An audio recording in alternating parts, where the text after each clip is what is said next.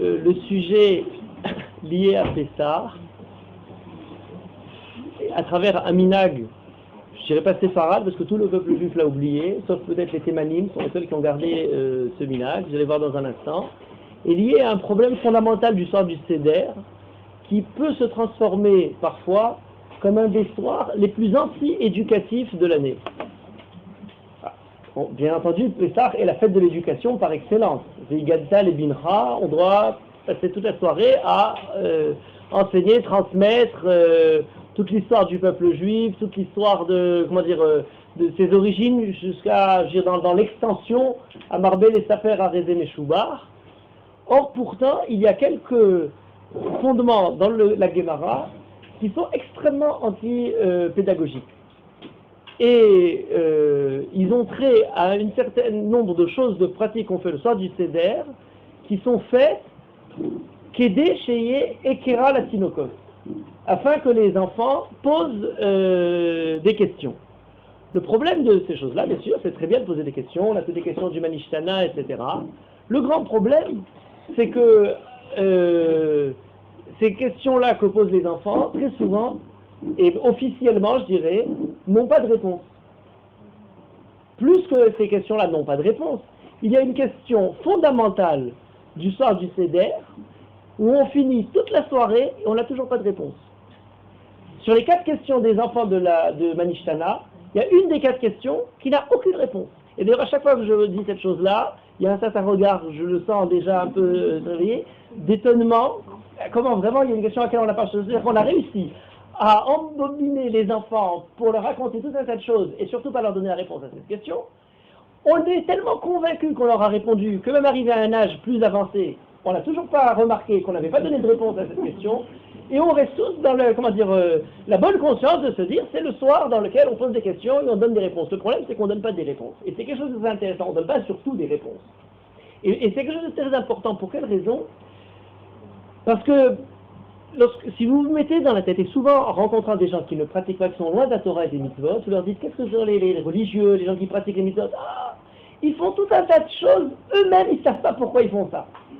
Ils ont tout un tas de pratiques, c'est compliqué, quoi que tu fasses, tu ne sais pas si tu ne vas pas faire quelque chose. Alors le Shabbat, c'est des mélachot, ils rentrent au Beth Knesset, tu ne sais pas exactement qu'est-ce qu'il faut faire, qu'est-ce qu'il ne faut pas faire. Mais si tu leur poses des questions, même eux ils ne savent pas t'expliquer pourquoi. Je donne un exemple très très simple tous les jours. Quand on fait le motzi, on partage le pain et on ne le donne pas dans la main, on le pose. Il ne faut pas le lancer, mais on le pose, chacun on le fait passer et on le pose dedans. Pourquoi on ne le donne pas dans la main? Pourquoi on le pose? La réponse officielle de pourquoi on fait ça, tout le monde va répondre en disant parce que quand il y a quelqu'un qui est en deuil, on lui donne dans la main. Donc on ne voudrait pas donner dans la main pour ne pas ressembler à quelqu'un en deuil. On l'a répondu en soulevant un autre problème qui n'est pas plus clair que le premier. Bon alors d'accord, et pourquoi quelqu'un qui est en deuil, on lui donne dans la main et Et donc qu'est-ce qu'on l'enseigne? Alors maintenant, le soir du Seder de Pessah, c'est très bien, on fait tout un tas de choses, et on explique aux enfants, si les enfants s'accrochent quand même pour nous demander, mais alors pourquoi on a fait telle ou telle chose, la fameuse question qui ne tient pas de réponse, on lui dit non, c'est écrit dans la Gemara qu'il faut faire des tas de choses, qu'aider chez Ishalou et Tinokot, pour que les enfants posent des questions. Et quand ils nous diront alors quelle est la réponse, on dira la réponse, c'était pour que tu poses des questions, pour avoir aucune réponse. Donc dès qu'ils sont très petits, on leur apprend, et l'une des choses qui est les plus réussies dans l'éducation, c'est effectivement, ils ne cherchent pas à comprendre pourquoi ils font tout l'ensemble de la Torah. Bien entendu, il est clair qu'on pratique la Torah et les mitzvot, parce que c'est les mitzvot, c'est quelqu'un qu'on nous les a ordonnés, on fait ça, les hukim, qu'on ne comprend pas, on est tout à fait d'accord là-dessus. Bon, mais quand même, on pourrait quand même avoir certaines réponses à ces questions. À propos, juste pour ne pas laisser ce sujet en l'air, pourquoi est-ce qu'on donne le pain pas dans la main mais on le pose? Mon père toujours nous disait quand les gens venaient à table comme ça, pour bien expliquer à ceux qui viennent, il n'y a pas quelqu'un qui est propriétaire du pain et qui le donne à quelqu'un dans la main. Nous sommes tous invités à la table d'Akadosh Baruch Hu. Donc on n'a pas de propriété, n'ayez pas à me remercier dans la Rahaman pour l'inviter, Akadosh Baruch Hu qui nous a donné à tous le pain. Et pourquoi on le donne quand même dans la main à celui qui est en deuil? Parce que celui qui est en deuil revenant, c'est la Shevet Avraha du cimetière, est dans une telle détresse, dans le désespoir de la perte de son être cher, et qu'il ne prendrait pas le pain si on le posait sur la table. On le lui donne pour le rappeler justement au monde, à la société, de la vie qui continue et pas simplement de la douleur qui est encore à chaud à ce moment-là. Donc on le lui donne dans la main, revient avec nous, mange et continue à faire partie de la vie. Voilà, alors, donc quelle est il y a une question qui n'a pas été traitée. Ça c'est le premier point. Le deuxième point, c'est qu'à part cette question qui ne trouve pas de réponse, on a, j'allais dire, une réponse sans question. Pas une réponse sans question, mais un sujet énorme, fondamental de toute la sortie d'Égypte, de toute l'histoire de l'Égypte, mais central, un des plus importants pour l'histoire du peuple juif en Égypte, et qui est complètement mis à l'écart. Donc on n'a aucune évocation dans toute la soirée du Seder. Et je ne parle pas de Moshe Rabbeinu, parce que bien entendu tout le monde va dire avant Moshe. Bon, ça c'est classique, je ne vous en parle pas. Non, un autre sujet fondamental, essentiel, on va chercher très loin, parce qu'on nous dit Mitechila Ovda Vodazara Yuavotenu, Terach Avi Avram Vavi Nachor. On va chercher jusque Terach, qui n'est pas immédiatement lié à l'histoire de l'Égypte. On va chercher Arami Oved Avi. Suivant certaines explications, c'est Lavan avec Yaakov, c'est pas non plus directement en Égypte. On parle de Avraham, Bril Ben Zarim, on parle tout un tas de choses, mais l'essentiel, le plus évident, on l'a complètement oublié. Et on en est tellement habitué, puisqu'on l'a fait depuis qu'on est petit, qu'on a même oublié de s'étonner que ça n'était pas présent le soir du Seder.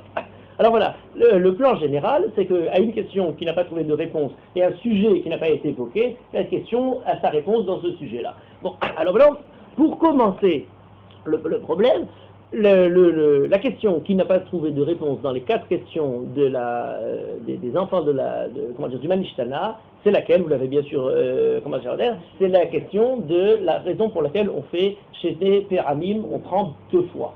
Qui est une question qui en elle-même est surprenante avant de rentrer dans le fond de la question, puisque dans notre façon de procéder, on pose cette question-là tant qu'on n'a pas encore fait ni la première, enfin on vient de faire la première, on ne sait pas qu'on fait 2 fois. Chez Bechol Alelot Elanu Metabeli Mafilu Pamahat, Valailazé chez Sefavi, on n'a pas fait la deuxième. Donc déjà il s'agit de questions qui est basée sur l'année dernière peut-être. Je veux dire, sur quelle base? Alors certains disent non, parce qu'on n'a pas l'habitude de faire une avant le repas. Alors là on a quand même fait une avant le repas, on s'imagine qu'il va y avoir une deuxième fois après le repas. Bon, c'est une question qui n'est pas évidente et qui d'ailleurs, pour certains, dans l'étude de la Masechet Pesachim, le Perek Asiri de Masechet Pesachim, qui parle Hervé Pesachim, on parle de tout le déroulement du Seder, est un Perek qui a été écrit suivant 2 couches d'écriture. Une première, c'est la Mishnah de l'époque du Beth Amikdash, où on emmenait le Korban Pessah et on faisait le Seder, et la deuxième, c'est quand le Beth Amikdash est détruit, et on fait le Seder sans le Korban Pessah.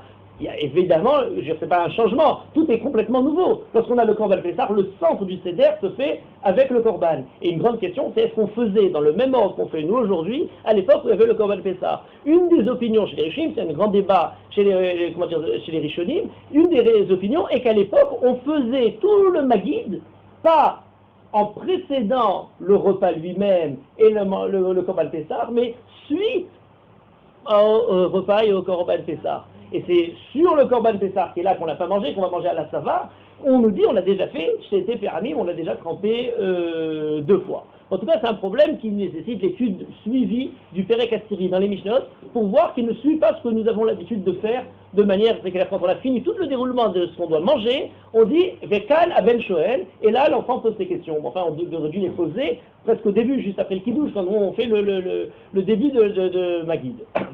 Bon, alors maintenant, pour répondre à cette question, pourquoi est-ce qu'on fait chez Bechol Elotenan ou Metabeli, Mafilu Pa'amahad, Valailazé, chez Péramim? La Gemara dit, et je vous dis donc la réponse officielle, c'est qu'elle est chez Eker la Tinokos, pour que les enfants posent la question, sans nous donner aucune réponse. Et donc officiellement, les gens qui ont étudié savent très bien qu'il n'y a pas de réponse, entre eux il ne doit pas y avoir de réponse a priori. Mais enfin, on pourrait se mettre la tête à l'envers et on dirait qu'aider chez Shadow et Tinokos. Pourquoi tous les jours on est normaux et là on a mis la tête à l'envers. D'ailleurs, il y a tout un tas d'autres choses qu'on fait chez Shadow et Tinokos. Par exemple, la raison pour laquelle on enlève le plateau et on le remet, ce qui s'est transformé, le fait d'enlever le plateau, au fait de tourner le plateau sur les têtes. Je ne vais pas rentrer dans cette tâchure en soi, mais pourquoi est-ce qu'on fait passer le plateau dans certaines, dans beaucoup de Keilot, au début du Seder, aussi beaucoup de gens, et pourquoi? Et quelle est la réponse? C'est ce serait une dérivée de fait d'enlever le plateau pour que les enfants posent des questions. Et qu'est-ce qu'on leur répond à ces questions-là? C'est encore le plus important. Encore une fois, tout le soir du CDR, on ne veut pas donner de réponse. Non, il faut savoir un grand principe. En aucune façon, aucune question. Même, je parlais la semaine dernière de la para Adouma, on l'a dit, le Hokada. Les questions les plus dures sont celles qui reçoivent le plus de réponses.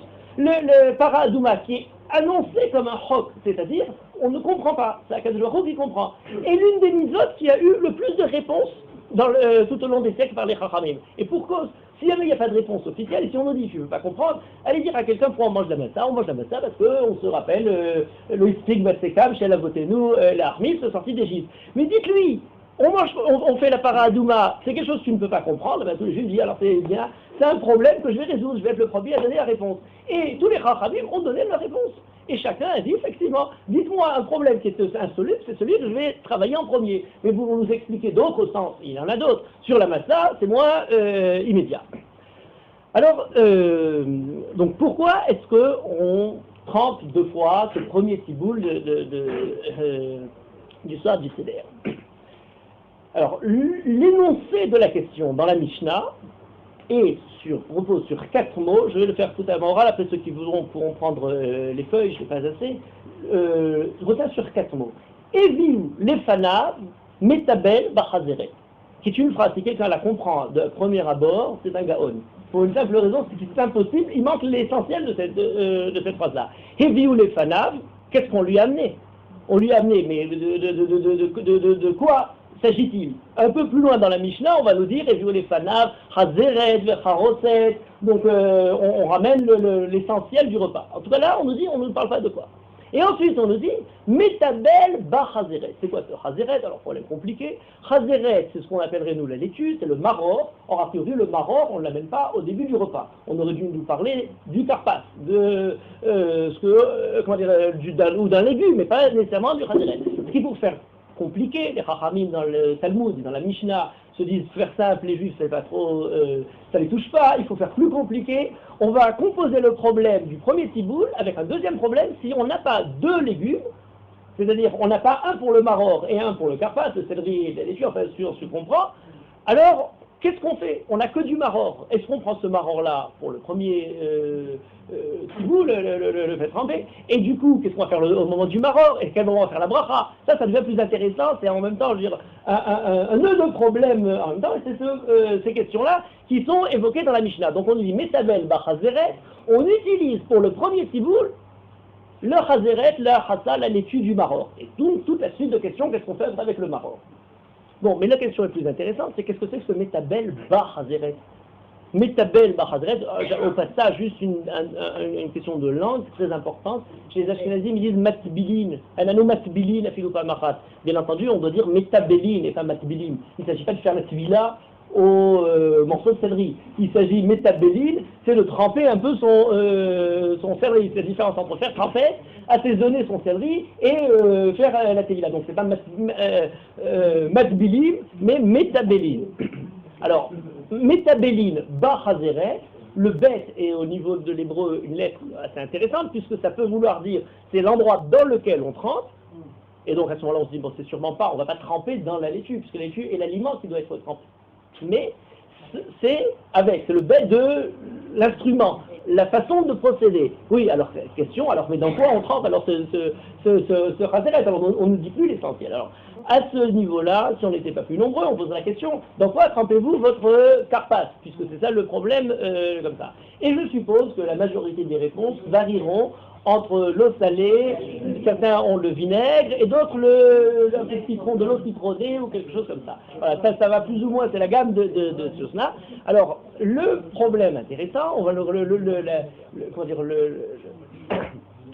chidouche tout simple, c'est que tout ce que vous faites, ce que nous faisons, hein, sauf pour les Thémanim, est quelque chose de totalement nouveau dans le peuple juif. Nouveau, c'est-à-dire que ça ne dépasse pas plus de 1000 ans en arrière. Hein, c'est-à-dire que toute l'origine du Ham Israël, compris juste à l'époque de Rashi compris, ne connaissait pas l'idée de tremper son karpas, ni dans de l'eau salée, ni dans du vinaigre, ni dans n'importe quoi de ce genre-là, mais autre chose. Et ce minag-là, que j'ai tout de suite évoqué, et comment dire, a été continué par Rashi. Et il y a eu une fracture dans l'histoire juive, quelque chose de très étonnant, un mystère un peu. Je dirais à la fin peut-être une supposition, parce que bon, de la raison dans laquelle ça a changé, entre Rashi et les petits-fils de Rashi, à savoir le Rashbam et Rabbeinu Tam, les deux frères qui sont, je dirais, les grands Balei Tosafot de France, qui entre les deux, il y a quelque chose de totalement surprenant qui se produit, c'est qu'ils se sont opposés totalement à ce que faisait Rashi et ce que faisait tout le peuple juif, et à partir de ce moment-là, on a tous viré vers l'eau salée, le vinaigre, tous ces différents genres de choses. Dans quoi Rashi trempait son morceau de... Alors, je dirais pas le karpas, parce qu'il parle de légumes, et le problème les Ashkenazim ne trempent pas nécessairement dans le karpas, ils ne trempent pas du karpas, ils trempent des fois les pommes de terre. Bon, c'est uniquement un manque de karpas. Ça, c'est quelque chose de très simple, très clair. N'ayant pas le karpas lui-même, j'arriverai dans un instant pour quelle raison on a ce karpas, donc ils vont passer aux pommes de terre. Donc, est-ce que Rashi parle de Yerakot d'une manière générale? Mais en tout cas, ces Yerakot en question, Rashi nous dit, il les trempait dans le Haroset. Voilà. Et cette minag-là, de tremper le tiboul rishon, le karpas dans le Haroset, est la pratique totale de tout le peuple juif jusqu'à l'époque de Rashi, a continué à se pratiquer tant bien que mal. À Constantine, vous trempez le karpas dans le Haroset. C'est très intéressant parce qu'il y a plusieurs. Alors une fois, j'ai fait un cours, je ne savais pas sur Constantine, mais j'ai fait un cours, il y avait quelqu'un qui était là. Donc moi je disais les Thémanim, vous avez compris, parce que le Rambam garde ce minag-là. Et quelqu'un était là, il faisait oui de la tête. À la fin, j'ai dit bon, mais alors pourquoi ça? C'était à Gardaïa. Il m'a dit à Gardaïa, on a continué à garder. Il y a des genres de Gardaïa, je ne sais pas. À Gardaïa, on trempait le karpas dans le Haroset et pas dans le salé, ou dans le chomet.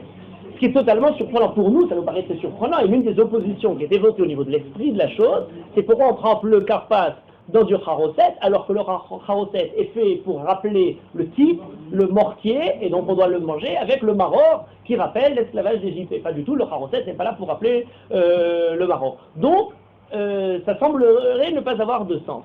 En tout cas, la chose est certaine, pour Rashi, il n'y a que le Haroset et pas simplement pour Rashi. Pour tous les Géonim à Bavel, lorsqu'on a un sidour de Rav Sadia Gaon, on a un sidour de Rav Amram Gaon, tous n'écrivent que le Haroset pour le premier sidour. Donc ils ne font pas la première Nefila. Alors, vous avez ils font la première Nefila quand même, c'est une bonne question, la question de la Nefila, parce qu'après on se dirait, mais la Nefila ne doit être que pour quelque chose qui est... Oui, mais alors il faudrait poser une autre question précédente. On parle de Davar chez Tibulo Bemashke. D'accord. Donc quelque chose qui est envoyé. Alors comment dans du Haroset, d'abord chez Tibulo Bemashke, c'est quand on mange un aliment qui a été trempé dans de l'eau, dans toutes sortes de Le premier tiboul, c'est le karpas ou c'est le maror? Non. Le premier tiboul, de manière exacte, c'est le karpas. Le deuxième, c'est le maror. Le maror, on le mange après, les motzi, matzah, maror, korer. D'accord. Ça c'est la deuxième partie. Là, on vient de finir le kiddush, kadesh ou chat karpas. On a tout de suite le karpas, d'accord? On est à ce niveau-là, c'est ça le maror, on n'a pas de problème, on le mange pour se rappeler du shirbou, de la matzah, toutes ces questions-là, on a des réponses.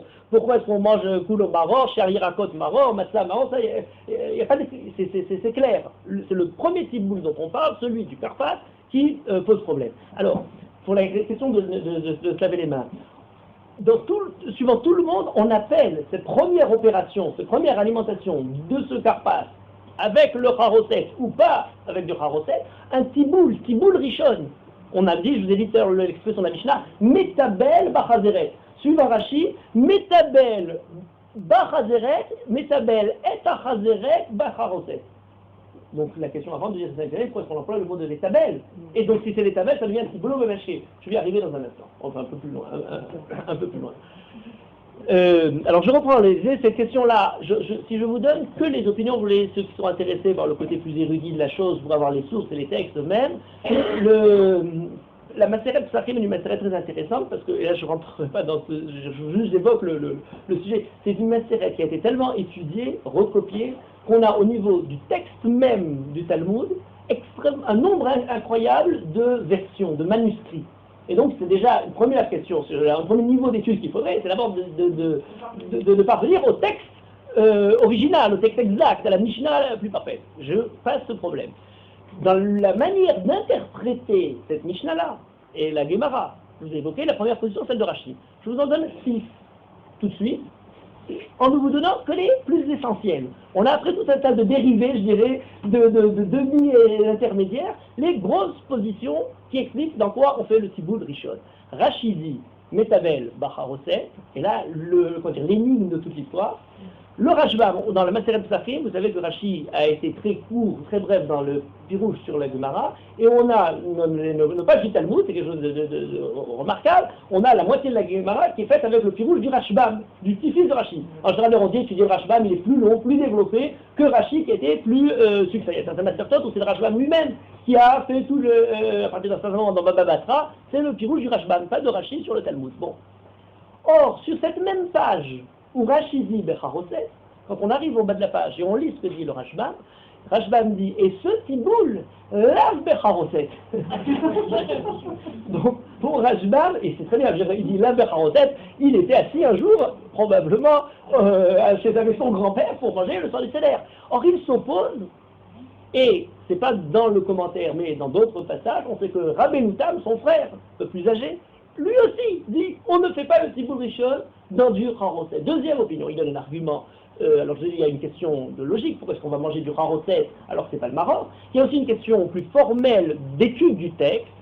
Deux lignes en dessous, cette première ligne dont je vous parle, la Mishnah évoque en disant Eviou les fanav, matzah vechazeret vecharoset. On lui amène, il s'agit du moment où on est arrivé au moment du repas, et donc on amène la matzah, le maror et le charoset. Et donc, ils disent, si on nous dit qu'on amène ensuite le charoset, c'est qu'il n'y avait pas le charoset jusqu'à présent à table. Donc on ne peut pas tremper dans du charoset.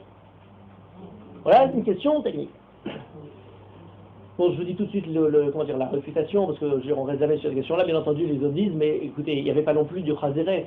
Or, il est écrit, il mange du chazeret. Après, on nous dit, et on lui amène du chazeret, le maror en question. Alors, il faut savoir, si on l'a mangé, on la ramène. Alors, l'autre répond, non, on l'a déjà mangé, on l'a fini, il faut en ramener encore un autre. Mais enfin, a priori, il n'y est, ce qu'on a mangé dans le premier tiboul n'a rien à voir avec ce qu'on ramène ensuite dans le sud de la Mishnah. Et donc, on peut très bien tremper ça dans du charoset, et ensuite dire, maintenant, on amène la matzah, le chazeret et le charoset. Donc, cette question un peu technique n'est pas un argument qui penche en faveur d'un côté ou de l'autre. Par contre, il y a une troisième position. La troisième position est ramenée sur cette même page de Pesachim dans les Tosafot. Alors là, c'est encore d'autres Chachamim qui sont un peu partagés. C'est tout le problème de l'histoire de ce problème, de ce minag, très intéressant, parce que les Chachamim, et particulièrement en France, ont une dévotion absolue pour Rabbeinu Tam, le plus grand des Baalei Tosafot, celui dont l'autorité est étendu sur tout le nord de la France, qu'on appelle Sarfat, le sud s'appelant Provence, et n'est pas du tout lié avec le nord, et de là sur les pays Ashkénaz, Autriche, etc., le nord de l'Italie, qui est tout de suite même un monde, on ne peut pas repousser, ne pas appliquer ce que dit Rabbeinu Tam. Mais d'un autre côté, on n'a pas cette habitude, on a toujours mangé avec du charoset. Imaginez tous les moments où un rabbin peut arriver, serait-il le plus grand, et nous dit d'arrêter ce qu'on a fait pendant, on a grandi avec le charoset, on a dû donner des tas d'explications avec ce charoset, tout d'un coup on nous dit éliminer le charoset. Bon, alors, c'est quand même très difficile. Comment tous ces chachamim et les communautés arrivent à gérer ce problème-là? Alors, les Baalei Tosafot ont une certaine manière d'innover une troisième position. Ils disent non. Rabbeinu Tam n'a pas repoussé le charoset. Simplement, dans notre Mishnah, on parle du maror. Or, pour le maror, il est nécessaire de manger avec du charoset. Pour quelle raison? Pas simplement pour se rappeler du mortier, de l'Égypte, etc. Mais parce que dans le maror, il y a une certaine amertume qui nécessite d'être contrebalancée par le côté plus doux du charoset. C'est une souga de la Gemara très intéressante à propos d'une sorte de tolara qui serait dans le charoset, dans le maror, et qui a besoin. Et donc disent les Baalei Tosafot, la raison pour laquelle on a mis le charoset, pourquoi on avait nous l'habitude du charoset, c'est que dans cette Mishnah-là, on parlait d'un cas particulier. C'est le cas où on n'a rien pour manger notre premier légume autrement que le maror. Et donc nécessairement, on ne peut pas manger ce maror sans charoset, dans quel cas on mangera avec du charoset. Mais si on avait un autre légume que le charoset, on a notre carpas, on n'a pas besoin de mettre du charoset, on se contentera de mettre dans de l'eau salée, lui parle de citron ou de chometz ou de vinaigre. Enfin, c'est plus ou moins l'autre position. À propos de Rashi, il est clair qu'il n'avait pas cette position, puisqu'on a quelqu'un qui était le soir de Seder chez Rashi, qui a pris des notes et qui nous a traduit ce que faisait Rashi le soir du Seder. Ça s'appelle Sidour Rashi. C'est pas le commentaire de Rashi, mais c'est l'élève de Rashi qui nous décrit ce que faisait Rashi. Et dans ce texte-là, Rashi nous dit, il prend un légume, donc on ne parle pas du maror, et il le trempe dans le charoset. Donc pour Rashi, le charoset est absolu. On n'est pas lié si on a du maror ou si on a du charoset, du karpas. Dans tous les cas, on prendra notre premier tiboul avec du charoset. Donc on a déjà trois opinions. Ceux qui disent que du charoset, ceux qui disent tout sauf du charoset, ceux qui disent ça dépend. Quand c'est du maror, charoset, quand c'est pas du maror, de l'eau salée ou du citron. Bon, alors il y a une quatrième position, je la dis tout de suite parce qu'elle est aussi très intéressante. L'expression métabel B est très intéressante. En hébreu, aujourd'hui, on peut la comprendre plus facilement. Lorsque les gens parlent de manger du houmous, il y a une expression qui dit bon, les nagev houmous. Ça veut dire on va essuyer l'assiette tellement qu'on va d'accord, cette idée de les nagev houmous. Bon, lécher, bon, d'accord. Alors maintenant, cette expression, nous disent les Chachamim, à l'époque de la Mishnah, lorsqu'on mangeait, tous les aliments se prenaient avec un assaisonnement. Et donc on dit métabel B, pas pour dire qu'on va assaisonner pratiquement, c'est pour dire qu'on va simplement manger. L'expression l'étabel B ne signifie pas nécessairement qu'on a trempé dans quelque chose. Étant donné que généralement, pour manger, on trempait, par conséquent, à chaque fois qu'on dit on mange, on dit métabel B. Et donc il y a une quatrième position, celle de Baal Haïtou, Rabbi Yitzhak ben Abba Mari de Marseille, qui écrit le premier tiboul, on le trempe dans rien, ni du charoset, ni de l'eau salée, ni de rien du tout. Et pourquoi alors écrit métabel B? Vous voyez bien, la Mishnah n'a pas dit dans quoi. Elle n'a pas dit dans quoi parce qu'il y a dans rien. On est métabel, le chazeret, le légume. Et on est métabel, ça veut dire on le mange. Certains vont même jusqu'à corrompre la langue, le terme lui-même du langage en disant on n'écrit pas métabel B chazeret, mais on dit métapel B chazeret. On s'occupe, c'est tout, on a éliminé le problème même du tiboul. Voilà déjà 4 positions qui sont présentes dans ce problème. Alors les communautés continuent.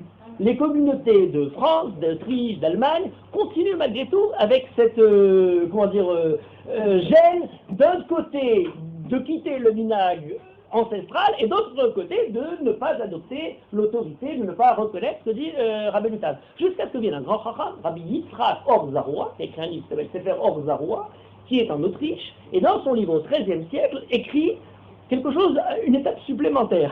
Il dit, il faut, alors c'est pas une nouvelle position, mais simplement il est bien conscient que malgré tout, entre l'autorité des rabbins et le minag ancestral, pour qui votre cœur penche? Voilà, c'est une question qu'on pourrait poser à toutes les époques. Hein, lorsqu'on vient nous demander de changer quelque chose, oui, mais attendez, moi j'ai quand même, est-ce que j'ai plus de déférence vis-à-vis de ce que j'ai reçu ou vis-à-vis de ce que le rabbin m'a enseigné? Eh bien, les communautés ashkénazes, comme beaucoup continuent malgré tout à manger du charoset. Alors que Rabbi Nutan nous a dit, surtout pas le charoset. Alors qu'est-ce que fait Rabbi Yitzhak Or Zaroua, qui décrit cette situation-là, où on n'a pas encore réussi à aligner totalement le charoset de notre seder du premier tiboul, alors que lui pense qu'il faut adopter le chometz, mémélach, etc. Il rajoute un autre élément, c'est le coup de masse qui est censé éliminer toute discussion. Il est écrit dans la Maseret Psachim, lorsqu'on parle de quelqu'un qui mangerait de la massa avant le soir du seder. Il y a une expression très violente d'ailleurs, surprenante pour ceux qui n'ont jamais entendu. On nous dit, celui qui mange de la massa avant le soir du seder, qu'est Boel Arusato Bevet Hamiv. Il va se marier ce soir, bon, il peut attendre encore, je veux dire, de manger la massa au moment du seder. Il n'a pas besoin oui, c'est une mitzvah, tu dois avoir le goût de la mitzvah au moment de la mitzvah. Ne pas prendre ce goût un peu plus tard. Enfin, vous imaginez l'expression, qu'on emploierait comme ça. Alors bon, c'est donné pour la massa. Pour la massa, c'est la mitzvah.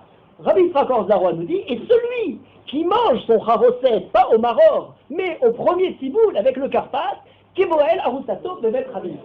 Alors, qui veut rentrer dans ce genre de considération, si jamais je mange mon charoset, Keboel Arusato Bevet Hamiv, donc ça va, je me tiens tranquille et j'attends le moment du maror pour manger le charoset. On est toujours resté sur 4 positions, et je vous dis rapidement les 2 dernières qui sont assez intéressantes. C'est ceux qui, par gêne, et pour l'un et pour l'autre, se disent, alors qu'est-ce que je vais faire entre tout ça? Eh bien, on va essayer de faire plaisir à tout le monde. Alors, ça veut dire quoi faire plaisir à tout le monde? Deux branches différentes. D'abord, en Europe, où le chometz a déjà fait, école, où tout le monde suit finalement le remède de Ramel. Oui, non, c'est encore une question au niveau du langage.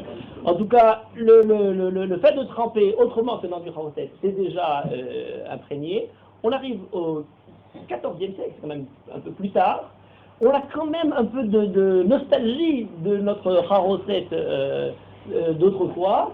Et donc, il y a une opinion d'un Chacham qui nous dit, on mange dans le Chomet, mais dans le Chomet, on met un peu de Haroset dedans.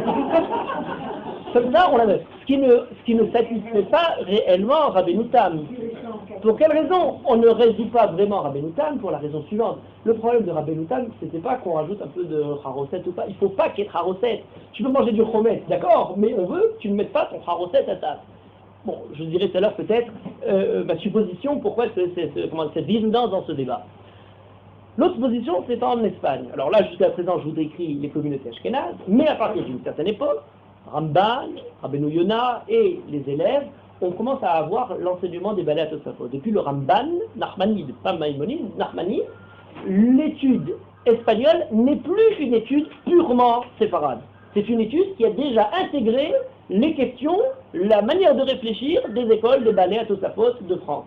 Et par conséquent, on sait que Rabbeinu Tam nous a dit de ne pas manger de Haroset. Mais là, c'est quand même plus dur parce que Rabbeinu Tam n'a pas la même autorité qu'il a en France.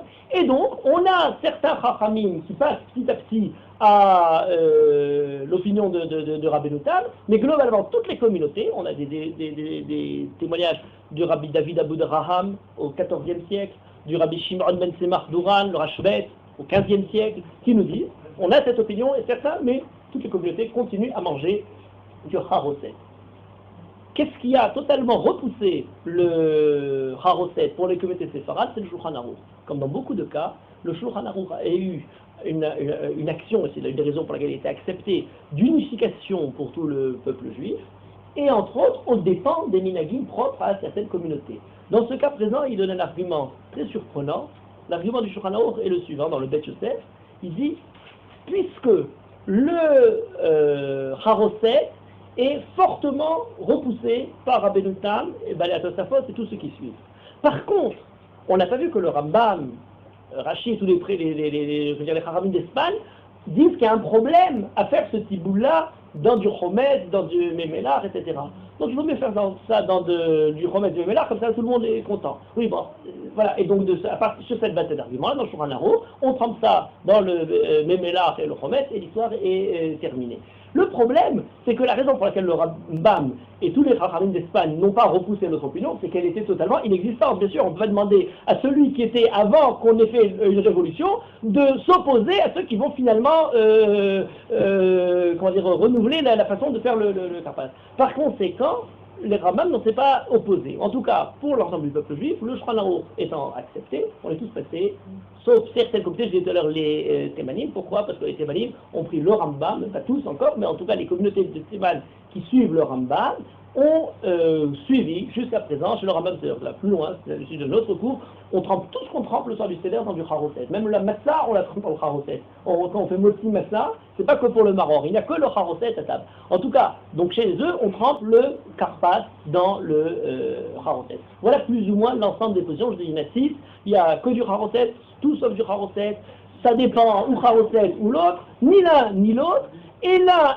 imprégné de l'autre, ou, dernière opinion, celle qui est très intéressante, la sixième, j'ai oublié, celle qui arrive en Espagne, on a un Chacham, Rabbi Shem Tov Ibn Gaon, qui a écrit un commentaire sur le Raman qui s'appelle Migdal Oz, au XIVe siècle, et lui il dit l'inverse, il ramène quelque chose de très intéressant. On a les recettes, ça aussi c'est une partie du cours que je ne peux pas pratiquer maintenant, c'est de savoir vos recettes. Alors ça devrait être quelque chose de très intéressant, chacune a sa recette et a sa manière de le préparer, mais en tout cas on a la recette de Rav Sadia Gaon. Dans son sidou, Rav Sadia Gaon, Rav Sadia dit comment il fait le haroset, c'est-à-dire il appelle Helek. Et j'avais pendant des années dans la Gala de mon père en français écrit Barré le haroset écrit, et il écrit Helek, je dis, mais d'où je suis parti chercher ce nom, Helek, on a dit, c'est comme ça qu'on parlait chez nous. Jusqu'à ce que je trouve que Rav Saadia Gaon, au 8e siècle, à Bagdad, appelait ça Helek, c'est le nom des Géonim pour parler du Haroset. Et voilà comment ça a duré de galoute en galoute, et finalement, l'expression pour dire Haroset était présente. Mais en tout cas, il nous donne sa recette, et dans la recette de Rav Saadia Gaon, il y a quelque chose de très intéressant, il y a du Chomet.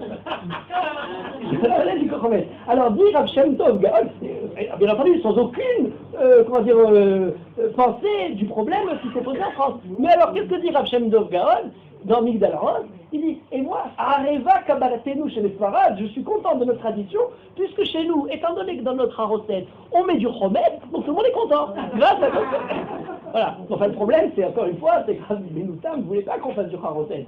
Et qu'on lui rajoute du chomet, ça n'a pas résolu le problème. En tout cas, voilà plus ou moins. Le premier tigout. Le premier tigout. Le deuxième, c'est évidemment du charoset. Ça, on n'a pas de souci. Il ne parle jamais de Kavana qui... Kavana qui accompagne ces... Aucun, c'est ce sujet. C'est là où j'en viens. C'est là où j'en viens. Tout ce sujet semble être pour l'instant technique, et pourquoi pas de Kavana? Pour une raison toute simple. C'est qu'a priori, on a bonne conscience. On a, le Talmud lui-même qui nous dit, on fait ça pour rien, que pour que les enfants posent des questions. Alors donc, on dirait ça demande intéressant, cet élément-là.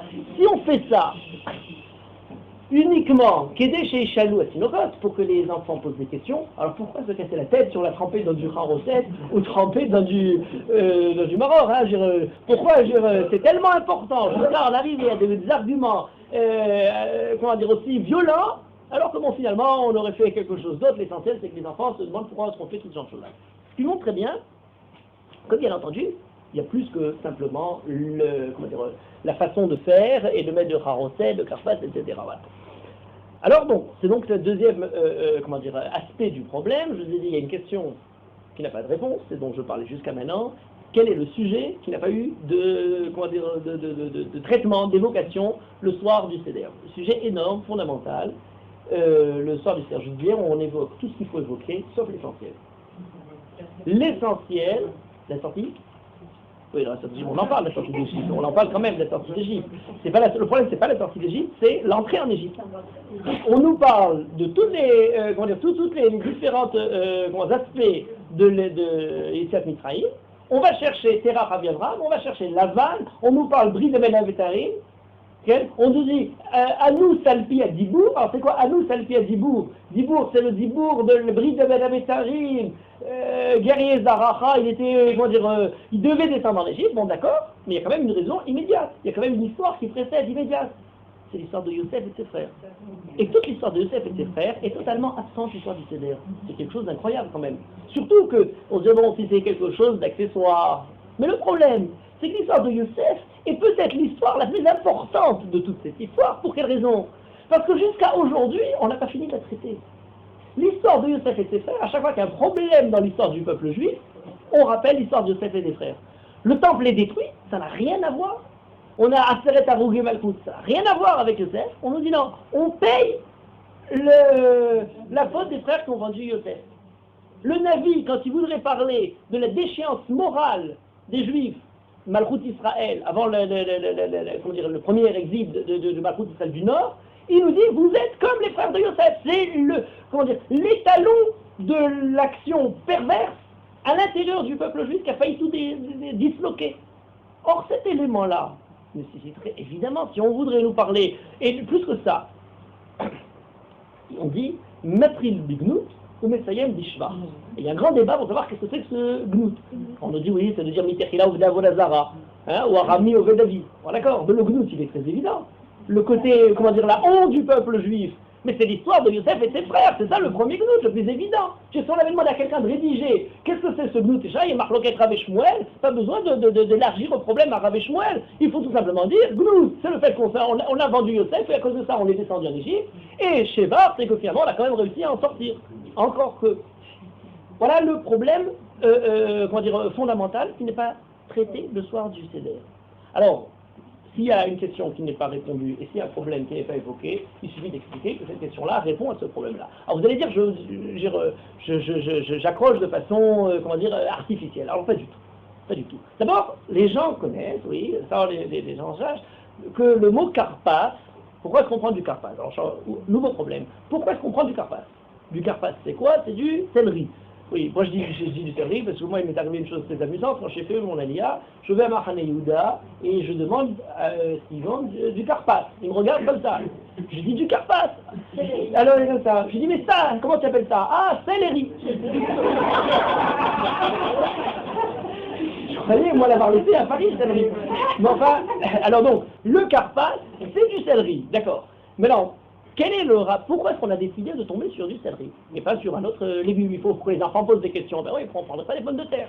Alors, là-dessus, il y a une réponse qui est donnée. Celui qui, le premier, rentre le point fondamental de cette histoire, c'est un chacham de Provence du XIIIe siècle qui s'appelle Rabbeinu Manoach, qui a écrit un commentaire sur le Rambam. Et lorsque le Rambam dit le karpas, on le trempe dans le haroset, il n'explique pas le haroset, mais il dit le karpas, pourquoi on mange du karpas? Et il dit on mange du karpas pour se rappeler de Kétonet Passim, la tunique de Yosef dans laquelle il a été trempé. Alors vous allez dire tout de suite, les gens disent, alors quel rapport? Vous avez raison de dire. Non, ceux qui disent quel rapport, a priori, ils semblent avoir raison, et ceux qui ont l'impression d'avoir tout compris, n'ont rien compris. Parce que vous imaginez bien que c'est pas parce que Kétonet, Passim et Karpas, ça semble avoir les mêmes lettres, qu'on va se mettre à faire des miracles. C'est un grand principe fondamental dans toutes les études juives, parce qu'il y a certains qui aiment tourner autour de ce change-là, on appelle ça des parpéraotes. Les guématriotes, les noms, tous ces jeux, les anagrammes, on l'appelle en français. Les parpéraotes, ça veut dire qu'en aucune façon, ça ne soutient, c'est une preuve de la raison pour laquelle de ce qu'on fait. Baser la Torah sur des jeux de mots ou ce genre de choses-là, mais vous l'avez complètement enterré. Vous voulez, il y a quelque chose de fondamental, et ensuite, pour s'en rappeler, par péraot, mémotechnique, par un peu d'humour, les chachamim nous disent, on retrouve cette chose-là. Donc, d'ailleurs, entre parenthèses, il y en a d'autres explications, si vous voulez, dans ce genre de choses-là, pour faire du karpas, rapidement, vous lirez dans des agadotes, on vous dit, karpas, c'est Samer, Parer, Shishim, Ribo, qui ont été Meshouar Badim et Parer. 60 Shishim, Ribo, d'accord. Bon, ça s'appelle des Parpéraon, ce qui est très bien, mais c'est sûrement pas la raison pour laquelle les Ramim ont instauré le karpas. N'importe quel autre légume, on aurait trouvé différentes manières d'associer. Donc c'est pas ce que dit Rabbeinu Manoach. Rabbeinu Manoach dit Kétonet Passim, c'est le souvenir du karpas. Pour quelle raison? Et là, c'est le point fondamental. C'est pas des Parpéraon, c'est de la grammaire pure et simple, c'est le pshat le plus élémentaire de la langue hébraïque. Le mot karpas en hébreu veut dire le céleri, le légume, mais a une deuxième définition dans le dictionnaire. La deuxième définition du mot karpas, c'est laquelle? On l'a vu il y a quelques semaines, on l'a lu dans la Megillat Esther, Hu Techelet Karpas. Karpas, c'est le nom du vêtement. Pas par une parpéraot, par une manière de retourner le mot. Au sens de la grammaire elle-même, le mot karpas veut dire le vêtement. Et c'est pas n'importe quel vêtement, c'est quelque chose d'assez sidérant. Lorsque Rashi, dans l'histoire de Yosef, avec la salo Kétonet Passim, veut nous expliquer c'est quoi cette Kétonet Passim, il nous dit Kélémélat, c'est un vêtement d'une étoffe belle, comme il est écrit Chot Techelet Karpas. Qui Rashi ramène le karpas, a priori rien à voir avec le sort du Seder. À propos de la kétonette de Yosef, on nous dit pourquoi c'est une kétonette passive, parce que c'est un vêtement, chatoyant, et qui était fait de cléméla. Cléméla, c'est un tissu de grande valeur, et qui est appelé karpas. Donc lorsqu'on prend le légume karpas, le céleri, on ne pense pas aux légumes, on pense aux vêtements. Il y a un lien entre les deux. Soit dit au passage, on dit kétonette passive, ce sont des passim, des rayures. Or, le karpas est aussi un légume qui a différents fils. Ça, c'est pour ceux qui veulent le côté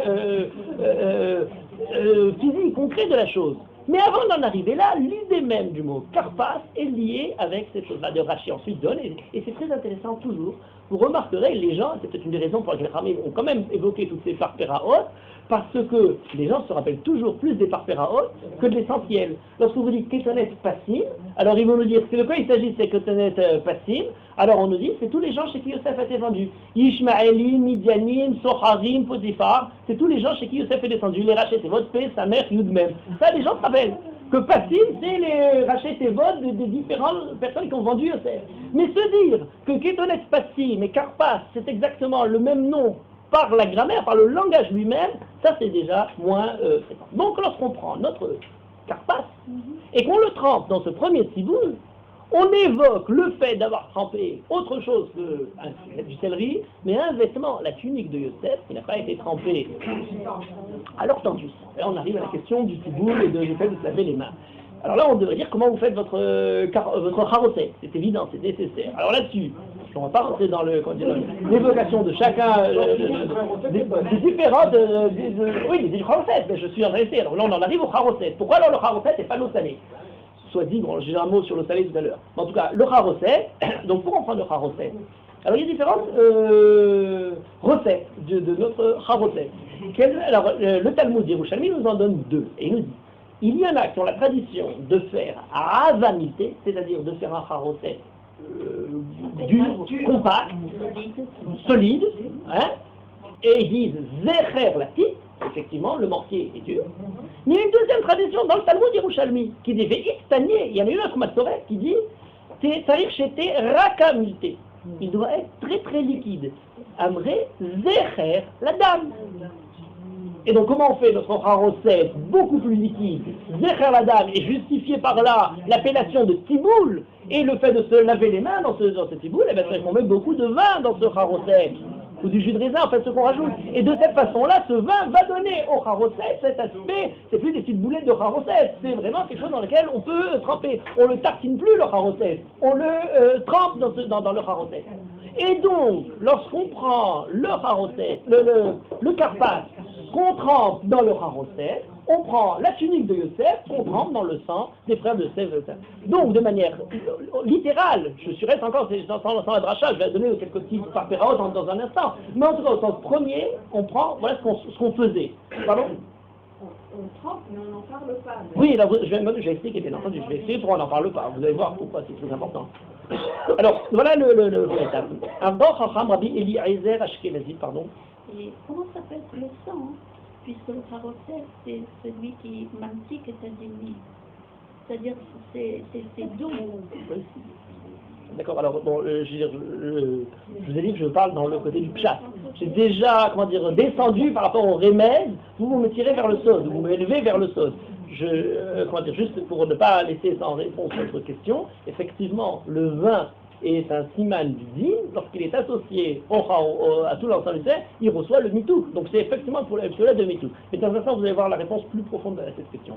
Rabbi Eliezer Ashkenazi est un grand chacham de l'époque du Maharal de Prague, c'est-à-dire la fin du XVIe siècle. D'Égypte, Chypre, Italie, il a voyagé presque dans tout le monde juif. Il a écrit un commentaire qui s'appelle Maaseh Hashem sur la Torah, dont la particularité de ce commentaire, c'est qu'il parle essentiellement, presque exclusivement, des histoires de la Torah, et pas des mitzvot, pas de tout le côté de la halacha, uniquement les mitzvot. Donc il a beaucoup sur Bereshit, bien entendu, Shemot, Vaïkra, c'est déjà beaucoup plus restreint, Midar, etc. Sûrement. Et dans Sefer Shemot, il a un petit rouge sur la Gadat Pessah. Dans son petit rouge de la Gadat Pessah, il nous parle encore de notre karpas. Et là, il rajoute un autre élément. Il dit, on trempe 2 fois dans le karpas, dans le karpas, dans le charosset. Donc on trempe 2 fois dans le vin. Alors, on a complètement, d'après l'explication du vin, on a complètement oublié le type, le mortier, l'esclavage d'Égypte. Le premier, c'est pour se rappeler la raison pour laquelle on est descendu en Égypte, que c'est ses frères. Le second, c'est pour se rappeler la raison pour laquelle on est sorti d'Égypte. Et le maror qu'on trempe dans le charosset, donc dans le sang, c'est Zecher le agudatezov udvaltem badam vigartem alamashkov. On est sorti d'Égypte par le fait d'avoir trempé aussi dans du sang, mais cette fois-ci, ce qu'on a tué, c'est pas la tunique de Yosef pour falsifier la honte d'avoir vendu Yosef, mais c'est au contraire détruire le dieu de l'Égypte, le Korban Pessah, et qu'on a par là le mérite de sortir d'Égypte. Voilà les deux charosset. C'est du mitou Kadim, puisque le mitou du premier charosset se transforme en un deuxième charosset qui nous permet de sortir d'Égypte. Ça, c'est la raison de notre déchéance. Ça, c'est la raison pour laquelle on reprend espoir, pour laquelle on retrouve du mérite en sortant d'Égypte. Voilà ce que dit Rabbi Eliezer Ashkenazi. Alors maintenant, je passe quand même à 2 petites par Péraos qui sont quand même intéressantes, parce que j'ai malgré tout pour rajouter sur cet élément qui est le sens du pshat du karpas.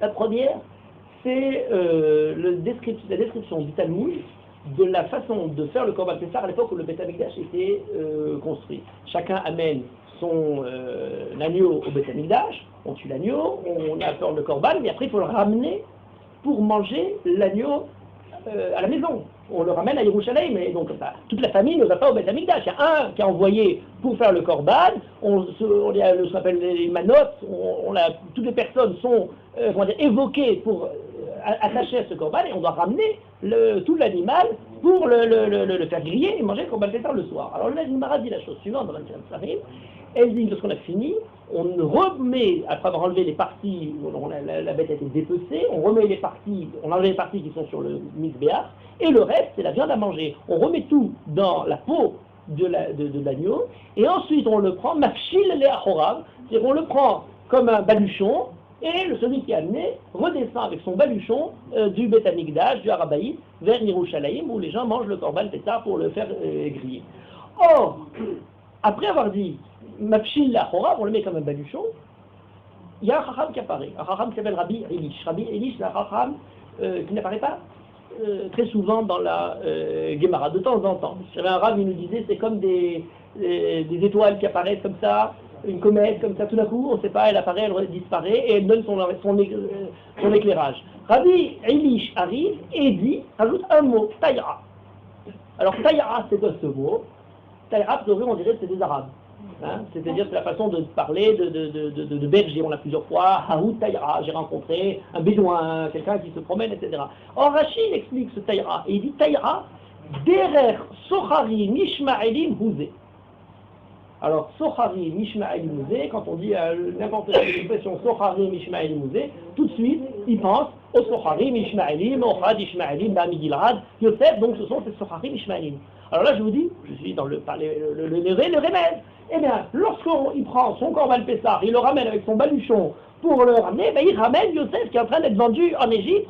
Et le Korban, le premier des Korban Pessah, qu'on a, sacrifié un peu pour tout l'ensemble, ben c'était Yosef lui-même.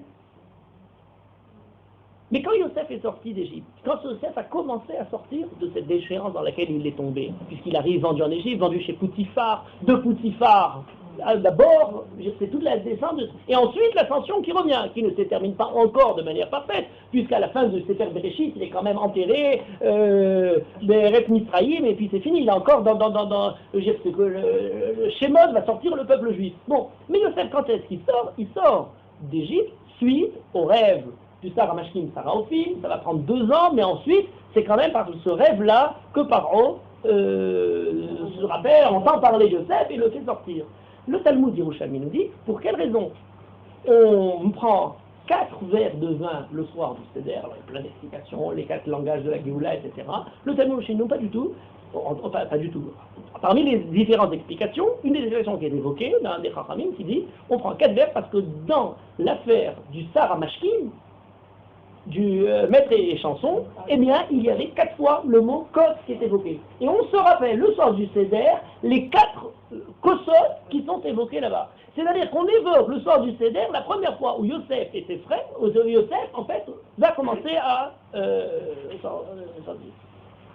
Je vais terminer pour les par Péraot. S'il fallait rajouter, il me suffirait de dire, et on prend 3 matzot, parce qu'il y avait sur le... Maître Kranetier, Shlosha, Saleh, Chori. Alors bon, ça c'est pour l'autre, celui qui fait le pain, il y en avait 3 Johannes. Bon, ça c'est pour les parférotes. Je reviens sur quelque chose de plus profond. Tout ce que je vous ai dit maintenant, en plaçant entre la question, l'évocation de Yosef à travers cet élément-là, est évoqué noir sur blanc dans ma Masechet Pesachim. Et plus que ça, est fondamental pour débuter l'étude de Masechet Pesachim, pour débuter l'histoire du Seder de Pessah. Pour quelle raison? Tous ceux qui ont étudié commencent. Or, l'arbassa, Bodkin et Tachamet l'Oraner. Et la première soulia de Masechet Pesachim, qui nous parle d'Abdika Tramet, nous dit pourquoi il est écrit Or, l'arbassa, Bodkin et Tachamet l'Oraner. Or, il s'agit de la nuit. Il ne s'agit pas le mot or a priori par la lumière. La première page de Talmud est un débat entre les Chachamim pour savoir est-ce que le mot or veut dire lumière, ou le mot or le jour, ou le mot or veut dire la nuit. Nagé, lélé. Voilà, comme ça. Urta, c'est intéressant, vous voyez, en araméen, les mots sont fabuleux, puisque dans le mot nagé de la journée, c'est juste l'éclairage, et urta, c'est une déclinaison de or, de la lumière, en fait. Bon. Alors, ce mot or est évoqué. Et pour répondre à cette question-là, pourquoi la Mishnah a employé le mot or pour parler de la nuit de la Bédikat Rames? Eh bien, la Gemara ramène 13 psukim différents où le mot or apparaît dans un sens ou dans l'autre. Vous imaginez bien qu'il y a plus que 13 fois où le mot or apparaît dans tout le Tanakh. Et à chaque fois que le Talmud ramène des psukim, c'est un grand mosaïque d'études, à travers ces psukim, c'est pas pour trouver quelque chose dans le débat, simplement pour trouver, c'est aussi pour évoquer un autre paysage spirituel associé au sujet qui est en question en ce moment-là. Le premier des psukim qui est évoqué pour parler de or, est-ce que la nuit, le or veut dire nuit ou veut dire jour? Le premier des psukim, tous ceux qui ont étudié s'en rappellent, Haboker or ve'anashim shulechu, qui veut dire la journée. Haboker or, le jour s'est levé, le matin est venu, ve'anashim shulechu. Et les hommes sont partis. Mais de qui s'agit-il? Haboker or ve'anashim shulechu hema vacha morehem, ce sont les frères de Yosef, décrits dans la paracha comme étant la première fois où ils sortent de leur première descente en Égypte, et ils reviennent, c'est là où ils vont trouver un peu plus tard leur argent, la gavira, la coupe, etc. de Yosef. Donc le premier passouk qui est évoqué pour réfléchir sur ce qui signifie le fait de sortir de la nuit à la lumière, qui est l'image de la galoute à la Géoula, comment transformer ce qui est pour nous une obscurité, la nuit, en quelque chose qui peut avoir le titre de hors d'une lumière, c'est le grand débat. Et la suite de la Gemara va traiter le problème métaphysique absolu, la lumière du monde à venir, la lumière du mécréant au niveau de l'obscurité de l'âme qui est dans la Avera. Donc on parle de différents aspects de celui qui doit sortir, que signifie la Géoula. Le premier des aspects pour réfléchir sur la Géoula, eh bien, c'est le fait, la première fois où les Bnei Israël sortent d'Égypte. Les Bnei Israël au sens premier du terme. Bnei Israël, les fils d'Israël, Yaakov, et pas les tribus, les fils de Yaakov sortent d'Égypte, c'est lorsqu'ils reviennent, après avoir été descendus chez Yosef. On ne commence la réflexion sur le Seder de Pessah, sur le sens de Pessah, qu'à travers une réflexion sur des frères qui sont descendus en Égypte pour chercher quelque chose, et qui ont trouvé quelque chose d'autre, je vais y arriver dans un instant. Qu'est-ce qu'ils ont trouvé? Alors, on passe dans Maseret Psachim, quelques pages plus loin, d'Avzaïm, et on a un autre passage de la Gemara qui traite de d'où sait-on que pour la Bétikat Rames, on doit avoir une bougie. Or, l'Arvata Botin est à Rames, le Horaner. Il faut avoir un nerf. Alors, pourquoi est-ce qu'on doit avoir ça, les Horaner? La Gemara nous l'explique. Pourquoi? Parce qu'il y a différents, une suite de psukim. Alors, ça c'est très intéressant parce que vous essayerez d'expliquer ça à quelqu'un qui n'a pas l'habitude du Talmud, il se dit que c'est et c'est comme ça que ça a été longuement perçu tout au long des siècles, un ramassis de choses absolument sidérantes pour être gentil. On dit la chose suivante. Pourquoi? Parce qu'il est écrit Shiva Kalim Seor Lo Yimatseh Bevatechem. Donc il y a le mot Yimatseh. Et ensuite il y a écrit Vaychapes Bagadol Echel ou Bakaton Kila Vayimatseh. Donc on a le mot Matseh qui est employé Seor Lo Yimatseh ne doit pas se trouver avec le mot Chipous. Bon, on n'a toujours pas parlé de bougie, on doit parler de bougie. Oui, mais un autre passouk où on nous parle de Ner Hashem Nishmat Adam, Chofet Kol Chadre Vaten. Et on a un autre passouk, Ba'et Haï Achapes et Yerushalayim Banerot. Donc on voit que le mot Limatsé est lié avec le mot Chipous. Le mot Chipous est lié, alors on dit, l'homme dit Messia mi Messia, mi Chipous, Chipous mi Chipous, Chipous mi Ner, mi Minerot, Ner mi Nerot. De cette manière-là, vous pourrez démontrer tout. N'importe quelle chose et son contraire, avec des mots comme ça. Ça me rappelle les jours où il y avait justement des anagrammes où on prenait un mot, il fallait à chaque fois changer une lettre, on arrive en bas. Laissez-moi suffisamment de temps, on peut changer et dire n'importe quel mot au bout du compte. À chaque fois on change une lettre, vous mettez un autre mot, on peut arriver à n'importe quel résultat. Il est bien clair que lorsque les Chachamim nous enseignent ce genre de choses, il ne s'agit pas de prouver qu'on doit pratiquer la Bédikat Rames avec une bougie. Ça tout le monde le sait. Il s'agit d'expliquer qu'est-ce que l'on cherche lorsqu'on voudrait faire la Bédikat Rames avec une bougie. Les psukim qui sont ramenés dans le Talmud sont une manière de nous expliquer ce qui est en train d'être fait. Il s'agit Ner Hashem Nishmat Adam Chofet Kol Chadre Vaten. C'est pas simplement de chercher le Rames extérieur, c'est quelque chose qui a de l'introspection. Chofet Kol Chadre Vaten.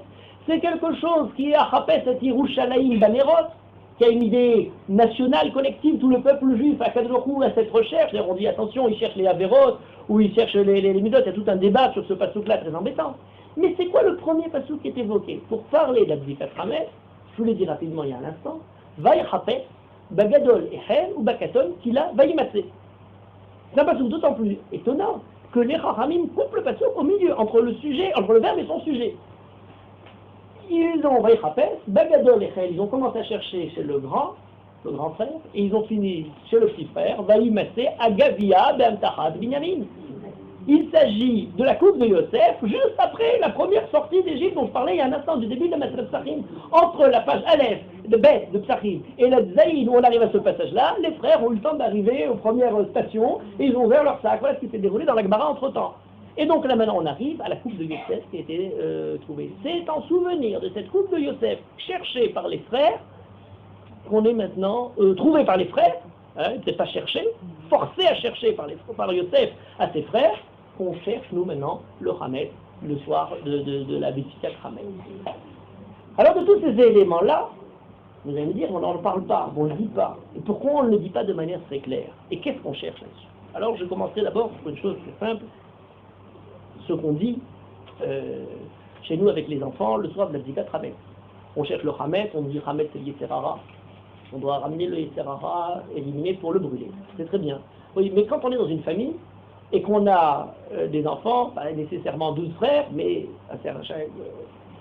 il y a toujours un Yosef qui peut changer de temps en temps, mais enfin, dans lequel on a, différentes aventures qui se produisent à l'échelon familial.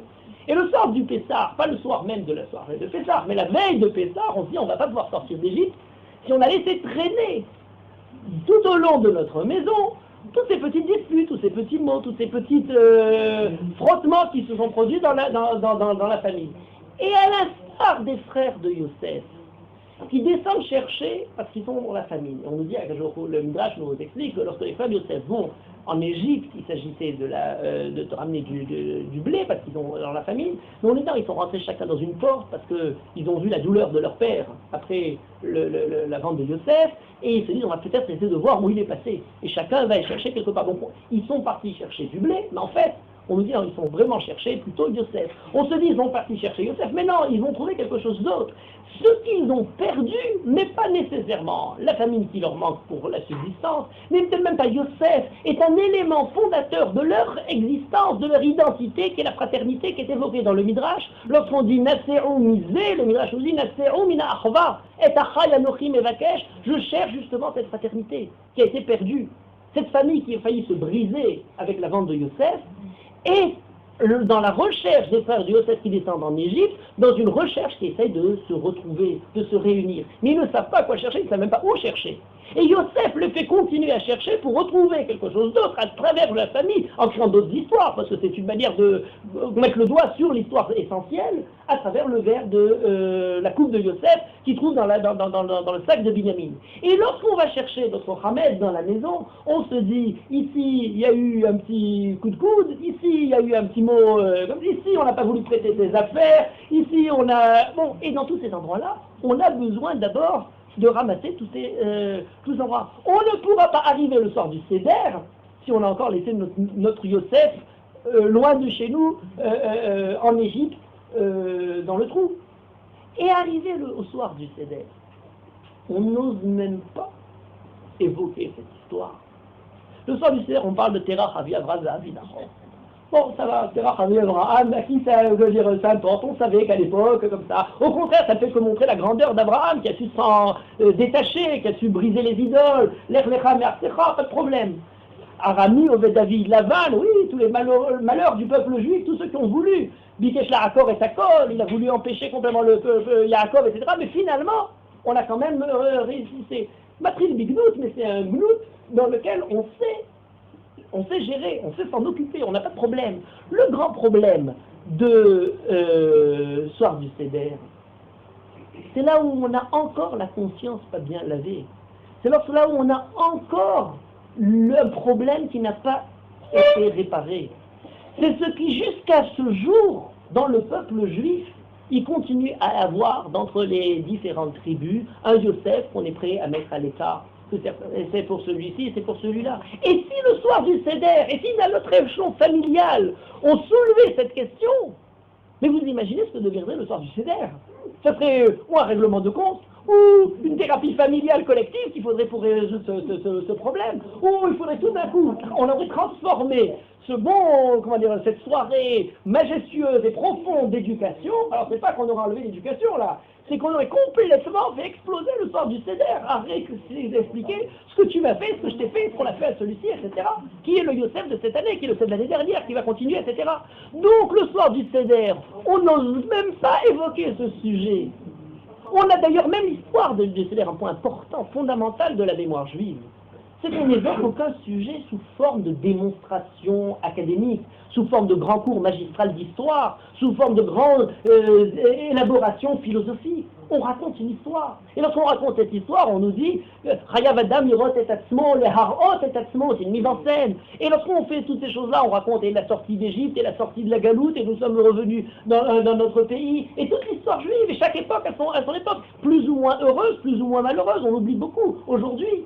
Peut-être dans notre, dans nos générations, je dirais, le côté épouvantable de l'histoire du Seder de Pessah, vécu par tout l'ensemble du peuple juif, dans lequel on évoque la sortie d'Égypte, les miracles d'Akadosh Baruch Hu pour nous sortir, mais on est en train d'être apeuré que l'Inquisition tape à la porte, que des malchinis rentrent et essayent de nous livrer à tous les pouvoirs qui nous recherchent. Voilà l'histoire du Seder de Pessah. Alors on raconte l'histoire. En racontant l'histoire, on essaie de la faire revivre.